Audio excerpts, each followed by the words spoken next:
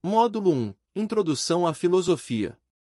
Filosofia medieval. A filosofia medieval refere-se ao período da história da filosofia que se estende aproximadamente do século V ao século XV.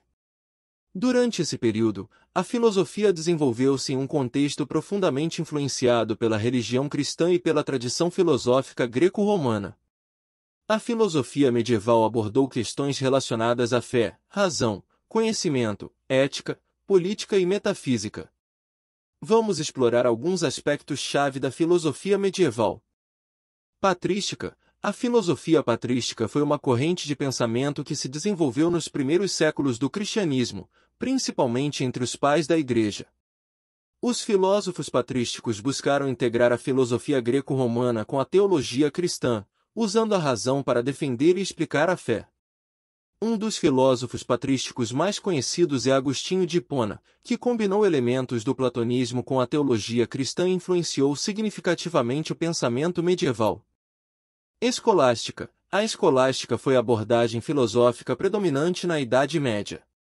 Seu principal objetivo era reconciliar a filosofia aristotélica com a teologia cristã.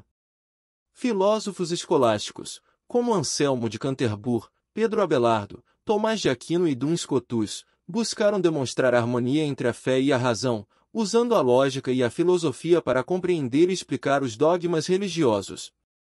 A escolástica desenvolveu métodos e técnicas argumentativas complexas, como as disputas universitárias, e contribuiu para o avanço do pensamento lógico e analítico. Tomismo. Tomás de Aquino, um dos principais filósofos escolásticos, desenvolveu uma síntese filosófica conhecida como tomismo. Ele buscou harmonizar a filosofia aristotélica com a teologia cristã, argumentando que a razão e a fé são complementares. Aquino defendeu a existência de Deus por meio de argumentos filosóficos, como a via causal e a via ontológica.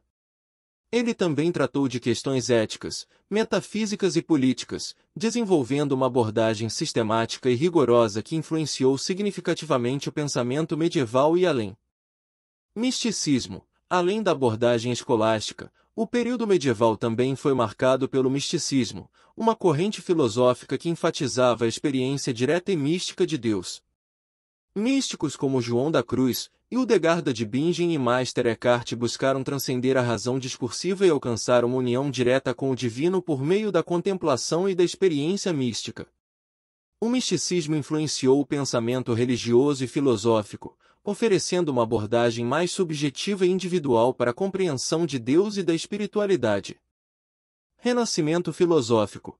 No final da Idade Média, surgiu um movimento conhecido como Renascimento Filosófico, que foi caracterizado por uma redescoberta e uma reapreciação das obras da filosofia greco-romana.